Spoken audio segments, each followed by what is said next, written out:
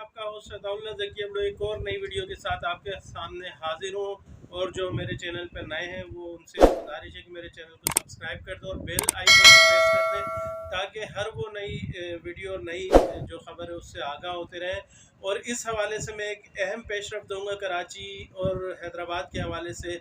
जो बल्दियाती इलेक्शन होने जा रहे थे और कराची के जो ज़मनी इलेक्शन है इनने 245 में होने जा रहे थे वो मुलतवी कर दिए गए। ये इलेक्शन कब होंगे और ये बल्दियाती इलेक्शन किस रोज़ इनेकाद होगा इनका, तो उसके लिए मेरी ये तफसीली रिपोर्ट देखिए।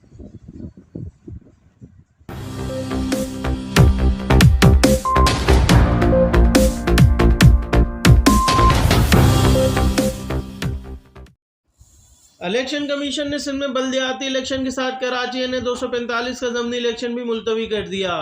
इलेक्शन कमीशन के मुताबिक ज़मनी इलेक्शन 27 जुलाई को शेड्यूल था। यह निशिस्त पीटीआई के मिन आमिर लियाकत के इंतकाल से खाली हुई थी।